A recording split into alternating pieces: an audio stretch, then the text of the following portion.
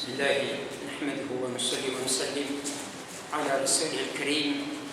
My dear brothers and sisters, Assalamu alaikum wa rahmatullahi wa barakatuh. We're continuing with our talk, the biography of the four great jurists, or the history of the four imams of jurisprudence, Tarikh al-Fuqaha al-Arba'a. Yesterday and the day before yesterday, we've been talking about the objective of why I have decided to narrate the stories of these four great leaders. Today, I will continue more and start talking about the first one, who is Abi Hanifa. First, we should bear in mind we're talking about four madhab or four schools of thought. The schools of thought were much more than four. They were quite a number. Why we talk about four is because Allah made it in such a way when these great scholars, Imam Abi Hanifa, Imam Malik, Imam Shafi'i, and Imam Ahmad ibn Hanbal, interpreted the fiqh the way they did in their own way or their own methodology, Allah made it in such a way that they got followers. While the other scholars, equally knowledgeable like them, for one reason or the other, Allah did not give them followers so that they can remain as Madhahib. These four great scholars, they initiated this Madhahib, they wrote some books, and their students followed them up, and then Allah gave them tawfiq to the extent that we're going to talk today, where they have spread their Madhahib. Almost all over the world, in the Ahl Sunnah wal Jama'ah, they were following more or less one of these four madhab. Maybe Allah A'lam, that's an indication of their sincerity, of the way they were right in the interpretation they made, that Allah made it to remain more or less forever, because up till now it has remained and it will keep on remaining. Now, I was saying there were much more than four. There is Madhahib al-Awza'i, who was equally knowledgeable and a tabi'i living with the others. There was Madhahib Sufyan al-Thawri, which actually again it was more or less the same, but after that it disappeared. There was Madhahib al-Layth ibn Sa'd, and all these are Madhahib al-Sunnah wal-Jama'ah. We're talking about that group. There was Madhab of Abu Thawr, there was Madhab of Sha'bi, and we're going to mention this individual today later. There was Madhab of Sheikh Tabari, even though some people say Al-Tabari, his Madhab is actually a Shafi'i with minor alteration. And again, this Madhab did not completely start during the period of Tabi'in, but even during the time of Sahaba, there was khiyarat, there were decisions by the Sahaba which looked different one from the other. For example, we know Ibn Umar, he was, according to the way he follows his interpretation, he was a much more strict individual. We can call him Mutashaddid. And Ibn Abbas, he would interpret rightly again, but he was following things a bit easier. And this is the beauty of this ummah, that if you are by nature, because individuals are different, there are individuals who by nature, they like the very difficult things. They like to be ulul azima. If there is a choice between the two, they want the much more difficult one. They are much more determined. Fine, you will have somebody. If you are somebody who likes to look for things which are a bit easier, but at the same time acceptable, then you also have. And that's why people say Ibn Umar was in a way mutashaddid, very strong, and Ibn Abbas trying also to make it a bit easier for others. And Rasulullah, so that we take an example, he was, when he deals with people, he looks for aysar, the easiest thing for the ummah. But when it is for himself, he will look for something which is much more difficult. If he prays, as he says, and he leads others, and he hears a baby cry, he will make the salah much shorter. But if he is praying by himself, the tahajjud, he will make it very long. As we know the hadith of Aisha radiallahu anha, that the Rasul used to pray tahajjud until his feet were swelling. And then Aisha will tell him, why do you do that?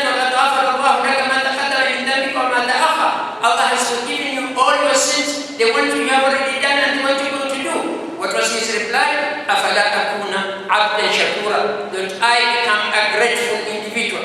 So Rasul was making things easy because he knows in the Ummah there are people who are actually not able to take things which are more difficult. And here, if I may divert, just to emphasize that point, Mu'adh ibn Jabal was the favorite of Rasul sallallahu alaihi wasallam, was أعلم الناس بالحلال والحرام among the Sahaba, the one who knows best the halal and haram. But he used to stay with the Rasul sallallahu alaihi wasallam and pray Isha, and his people were waiting for him in his mosque, and then he would go and pray with them. And then one day, one of the young person was praying, waiting for Mu'adh. Then he prayed, and Mu'adh had made a very long prayer. And this individual was about to leave him and not to follow him. Then he complained to the Prophet ﷺ and said, Mu'adh makes it very long. What was Rasul's response? أَفَدَّانٌ أَنْتَ يَا مُعَاذ? أَفَدَّانٌ? You are putting people into trial? You have to make things a bit easier. There are some people who are in a hurry. There are some people who are not well. This is the way the Prophet ﷺ used to be. Now coming back to our madhahib, the madhahib here we're talking about is madhahib of fiqh, schools of thought as far as the fiqh is concerned in the ibadah and in the transactions. Fiqh al-mu'amalat, fiqh al-ibadat. But there are also madhahib in aqidah, which we're not going to talk about. Ash'ariyah, al-Mu'tazila, al-Jahamiyah, we're not going to talk about that. We're going to talk about al-madhahib as far as fiqh is concerned. We bear in mind that all these four Muslim scholars of Ahl Sunnah, their aqidah, usul al-din, or usul umur al-i'tiqad, the issues of i'tiqad of the aqidah, they were united. There was no difference. The difference is in the issue of how to do this and that in the ibadat and in the mu'amalat, as I said earlier. Some people say the madhahib at the peak, they were almost about 50 or so. This is to emphasize that these are four, but it does not mean somebody cannot actually deviate even out of the four if he is alim and come up with something which is not connected with the four. It depends if you're mujtahid and you're really alim, you can. But as I said, these people didn't have followers, but still people who are ulama, راسخون في العلم, they have a lot of ilm, علماء بدرجة الاجتهاد, they can still not follow any of these four. But for me and you who do not know how to derive these rules, then we can follow any one of these four and it is quite okay. Madhahib, the others, for example, which are not Ahl Sunnah, Madhahib al-Ja'fari, which was actually initiated by Ja'far al-Sadiq, the sixth Imam of Shia, even though not all what had been said in that is correct, because we as Ahl Sunnah wal Jama'ah believe he was also Ahl Sunnah wal Jama'ah. There's Madhhab al-Zaydiyya, which is in Yemen, which is much closer among the Shia, closer to the Sunni than any other one. There's Madhhab al-Ismaili, which is far again from Ahl Sunnah completely. There's Madhhab al-Ibadi, which was actually initiated by a Tabi'i, Abdullah ibn Abbas, and he was Tabi'i and he lived during the time of Muawiyah. There is Madhhab al-Zahiri. Madhhab al-Zahiri is literal. You take the hadith and the ayah literally, without going to the wisdom behind it, but the way it has expressed. And this was initiated by Dawood ibn Ali al-Asbahan, who was known as Dawood al-Zahiri. Now, you remember I said yesterday that all these four scholars had very good harmony between themselves. And I said that most of them were students of one another. And then again I said that the fatwa they made, there were not a lot of problems. There is an disagreement, yes, because all these are scholars, and it is normal for scholars to disagree in minor details. But mind you, in fundamental issues that I mentioned earlier, they were all united. In the furur, in the branches of ibadah, they were a bit different here and there. And there is no way all the people can follow one madhab, the same interpretation for major things and minor things. It cannot be. And one day I will explain why it cannot be. Because the way you get these things, the Qur'an, the Sunnah, the Qiyas, there are quite a number of ways of interpretation to make the two interpretations look different. In the 4th century, the Madhahib, I say, started in the 2nd century. Because initially Abu Hanifa was born 8 Hijri and died 150. Imam Shafi'i was born the year when Abu Hanifa was actually, he died 150. And Malik a bit earlier, 93 Hijri. And Ahmad bin Hanbal was much later. So in the 2nd century, these Madhahib started. By the 4th century, these Madhahib had a lot of followers. Each had his own group. As I mentioned yesterday, then these people started having some disputes, which were not true. The reason is simple, I mentioned yesterday. The pioneers, the leaders, the great people, the great scholars, even if they differ with discipline. And they differ, they know why they differ and why the other individual got a different fatwa. He knows where it came from.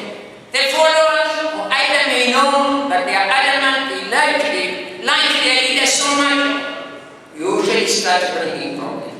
And the issue is, as the Alim says at the moment, if you love any of these, and for that matter, not just these 4, even if you love any Alim, don't love him to the extent to make him like a Rasul, that he will never go wrong. That is wrong. In our Ummah, Ahl Sunnah wal Jama'ah, we have nothing like Isma. We don't have protection from sins and from mistakes, except for Ar-Rusul, the messengers of Allah. This is in the Shia, yes, you have the Isma of all the Imam, but it is not like that. And the leader can say anything, and then he's ma'soom, you have to accept it. In the Ahl Sunnah wal Jama'ah, the beauty of it is every individual can be right or wrong, among the scholars I'm talking about. As we mentioned yesterday, Imam Malik, كل يؤخذ منه ويترك إلا صاحب هذا القبر. Each one of us, his statement can be taken as true if we scrutinize it, look at it carefully, or we can reject it, except the Rasul. So this is one thing. I'm talking about myself and those who give speeches and the followers. We should train our students, if we have students, not to show them that we are 100% right. We have an opinion, we are almost thinking 80% we are right, but we may be 10% or 20% not right. And the opinion of another person is right, and so on. That way you make the followers to have a second thought. And the followers should realize these are individuals. So I should not be adamant even if I see a good reason from another alim now whom I trust with his ilm and his taqwa that maybe here he erred. As they say, it's human to err, it's human to make mistake. And Khalqa used to make mistake unwillingly. So I think that is very important. One time when I was a student in UK, I attended a lecture of one of the great alims. By then I didn't understand what he was talking about. From Lebanon. This was over 35 years ago or so. And he mentioned this statement which I'm mentioning, that the problem with a lot of us as ulama himself, not alim to the level to say that, is we are upbringing, we're making target to the young people on personalities. What do I mean by personality? We follow a certain individual until that individual, the student, is just thinking this is the role model and nobody else, and this one will never go wrong. That is wrong. We should bring our children, when we look after them, to believe first that Allah is Allah. He is the one who was He is the one who legislates. Even the messenger doesn't do it. He is told by Allah. And others try to interpret, so that we also give them the best example is Ar-Rasul or Ar-Rusul, the messenger, Muhammad or all the messengers, because these are protected from Allah. Other individuals, yes, we praise them, yes, we make them our role model, but again, the human being, they can go wrong. I think this is the biggest mistake. And we have seen from those 35 years to now, and I think that all the people know what I'm talking about, that we get individuals who just believe in their leaders, even though they say things which are completely wrong, they commit a lot of things which are problem to the Muslim just because their leader has said.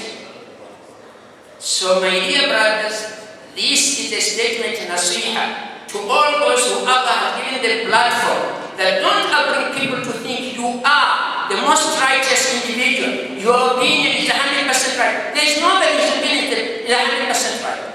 Rasulullah in the issues which are not pertaining to Sharia was making some simple mistakes. I'll give you an example. In the battle of Badr, and this is an issue not of Sharia, as I mentioned, he thought that camping at a specific point was better than otherwise. And Khabbab told him, Ya Rasulullah, is this Ra'yun or Makida? Or is this actually your just opinion and the trick of war? Or is this wahi? We cannot say anything, you have been given wahi by Allah. He said, no, this is not wahi. He said, then this is not the right decision. Why don't we move forward? Remember the case all over those who have been reading a lot about the Battle of Badr, and go beyond and make sure that the water is behind us, and we collect all these waters and we fight people. We have water, they don't have water. Yes, this was the first battle for the Prophet ﷺ. He was not actually have been fighting here and there. Maybe the person who talked about that is more familiar with the battle. So I think that is very important. And that is what is going to bring unity to the Ummah. When we know that an individual is right about 60-70%, but a few cases, a few issues, he can be not right, not really so bad, but other person may be much more right than himself.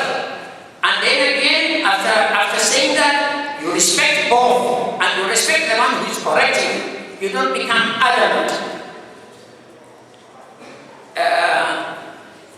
A good example I mentioned yesterday, that there was more dispute between two groups to start with, especially in a place like Iraq. Imam Abi Hanifa and Imam Shafi'i. Imam Shafi'i, Muhammad bin Idris, came after Abi Hanifa, as I mentioned, but studied in Iraq for quite a time, giving fatwa in Iraq. And I said yesterday, Qawl al-Qadim, his fatwa, which were given early, is called the Qawl al-Qadim. The old saying or something like that. Qawl al-Jadid was when he traveled to Masr. And Abi Hanifa was born in Kufa in Iraq. So the followers of Abi Hanifa, we'll talk about how strong both of them were now between them there was a problem. Each one is thinking his Imam is much better. Now look at the ulama, what they did. Imam Suyuti, who is Shafi'i, following the Madhahib of Shafi'i, wrote a book, and what did he call it? He wrote a book, تبيين الصحيفة في مناقب الإمام أبي حنيفة. تبيين الصحيفة, brightening or whitening the pages in the expression of how great Imam Abi Hanifa is. In other words, he wrote a book to show how great Imam Abi Hanifa is. And he is Shafi'i, which means he believes in Shafi'i. But at the same time, he's showing that Imam Abi Hanifa is a great person. And then another individual did the same.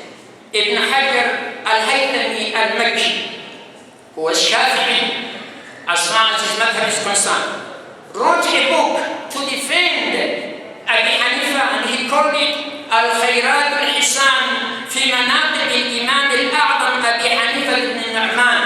Al-Khayrat al-Hisan, good information or good blessings fi Manaqib, trying to show the position of the Imam al-A'zam, the great Imam Abi Hanifa ibn Nu'man. Now, when you find that a book is written by a scholar who belongs to a certain thinking, and then he is defending the other one which you are fighting, you can imagine the ordinary student will be convinced, and within the enmity reduce, and this is what we need to do. The scholars who are great, not like ourselves, need some time to show that others, if they are right, of course, are equally okay. And as I said earlier, in the minor issues that all our values will be the same. It's human to have difference of opinion. Even if you have two identical twins, grow them together by the same father, the same mother, the same environment, you will find that if you ask them something and after some time you will have difference of opinion. It's human, actually. As the verse says in the Qur'an, you will be actually have difference of opinion because of that Allah has made you. We are not actually duplicate of others. And I think if you know, Imam Abu Hanifa had two great scholars, great students. Muhammad bin Hassan al-Shaybani and Abu Yusuf. These were his two great students. They said these two students after some time, when they were younger, they differed with the Imam in not less 1/3 of the Madhahib Abu Hanifa. Differed with the Imam was been teaching them 2 years. And they said, had Imam Abu Hanifa lived in the way we have lived with us, he would have accepted this and he would have said, this is his madhab. Because he's an individual. Maybe the time, as I said yesterday, the hadith had not yet been compiled. Maybe they got the hadith where you need the qiyas because you didn't have a hadith. And you don't go for qiyas if you have a hadith sahih, which is actually qat'iyyat al-dalala, which is one version, you can interpret it, not two versions. So I think this is important for this ummah. This ummah is divided sometimes by the leaders, I'm sorry to say that, and sometimes by the lack of knowledge of the followers, and by because also we are adamant and fundamentalist in that we love somebody so much that we don't want to hear anybody that this individual has gone wrong.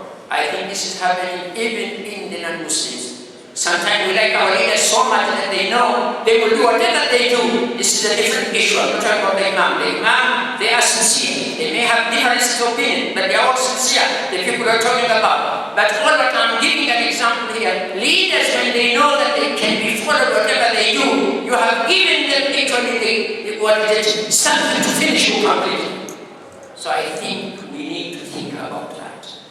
And we, the followers, are not the followers that they are. There's no reason why an individual should be completely uneducated and not knowing his religion. Things are you just go to the Google and you get hadith and you try to find out what is hadith or not. Of course you're not going to be alim, but you're not going to be jahil, ignorant, like the way other people were during their time. There's no reason for somebody not to know something quite a bit and even challenge the leader who's talking a sheikh. But I saw this hadith and this hadith, what do you think? Why is that? And who said this? This is how to keep people properly. And this is what Abu Hanifa used to do. We will talk about the story, come out of the topic that becomes more interesting. Abu Hanifa's way of teaching was different. Abu Hanifa, he will come to his students, put a case. There's this and this and this, what is followed. Then let his students discuss. Sometimes one of them was saying they will discuss for one salat until Dhuhr, and he's just listening. And then he comes and says, you are right. Or both of you are not right. Right? It was discussion. This type of thing, people are not used to. I'm sure most of you have studied abroad. Here sometimes in Kenya, it's so many faculties not implemented. But in UK, for example, when you're doing your masters, sometimes one of the lecturers will not come and teach you. He will bring you papers on different themes on what you are researching on, and let you discuss. You discuss, you accept this, you don't accept this, or he tells you to give a seminar on that topic and he hears what you say, and you argue. Then he comes and supports the individual and point out. So these are different type of things. It's a healthy situation. Either way, while others they would like just to teach without being asked anything much, that is okay. I'm not saying it is wrong. But this other method is a method which was not used so much. We will talk about Abu Hanifa much more later. Now, for the few minutes, I think I still have about 5 minutes, I will start an interesting topic connected to Abu Hanifa, but I will finish that one tomorrow. Abu Hanifa, his name is Nu'man ibn Thabit ibn Zawti ibn Marzaban. By the name, he was a Pharis, Persian origin. The other three scholars, the other three imams were of Arab origin. Imam Malik and Shafi and Ahmed bin Hanbal. Now, why I'm mentioning this? I want to come to a very important issue of just touch a bit today, but inshallah tomorrow I will dwell on it. During the time of Tabi'een, a lot of people who are good in Islamic knowledge and scholars were Mawali. Mawali has got various translations attendant to other people, but the easiest one here is non-Arab. And they were the ones actually who have become very educated. I'll mention the reason tomorrow, but I just want to give a statement between Hisham ibn Abdul Malik. Hisham ibn Abdul Malik was the 10th Imam of the Umayyah. He was asking Atta. He wanted to know the scholars of various Ansar. So he told Atta, are you familiar with the scholars of various towns? Atta said, yes. Ya Amir al-Mu'minin. He said, Man faqih al-Madinah? Who is the faqih? And he is the faqih, the most learned individual in the people of Medina. He said, Nafi', Mawla ibn Umar, Nafi', who used to attend and serve Abdullah bin Umar. He asked him, Arabi huwa Mawla? Is he an Arab or a non-Arab? He said, he's a non-Arab. And then he said, who is the faqih Abu Bakr? Who is the most learned individual of the people of Mecca? He said, Atta bin Rabah. He said, is he an Arab or is he non-Arab? He said, non-Arab. Then he said, who is the faqih al-Yemen? Who is the most learned individual in Yemen? He said, Tawus ibn Kaysan. Is he an Arab or a Mawla? He said, non-Arab. Who is the faqih of al-Sham? The people of Syria, Jordan, Lebanon, and Palestine. He said, Maktoum. Is he an Arab or a non-Arab? He said, he's a non-Arab. Who is the faqih al-Jazira, Arab Peninsula? He said, Maymun ibn Mahran. Is he an Arab or not? He said, he's not an Arab. Who is the faqih of Khurasan? These are important cities. He said, Madhahib ibn Madhahib. He's a non-Arab. Who is the faqih al-Basra? He said, Al-Hasan al-Basri. And Ibn Sirin. Are they Arabs or non-Arab? He said, non-Arab. He said, then, who is the faqih al-Kufa? He said, Ibrahim al-Nukhai. He said, he's an Arab. He said, yes. Then Hisham said, my soul was about to come out that he is no Arab. Now, the reason why I'm mentioning this, I will talk about it tomorrow, so that we express ourselves on the issue of ethnicity. Abi Hanifa was the first person among these four scholars. And Abi Hanifa was given all the chances, he's not an Arab. And he was followed by all the people.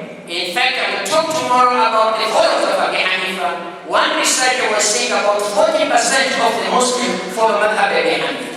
This was the atmosphere which was there back then. The atmosphere of giving everybody equal opportunity. The atmosphere of gratifying an individual because of what he is, not because of where he comes from, not because of his ethnic group. And this is the biggest problem we have as Muslims, and I will try to narrate that one briefly, from the time of the Prophet, very briefly, to various time, to our time, why we are where we are, because of the issue of ethnicity. Inshallah, we will stop there and continue there tomorrow.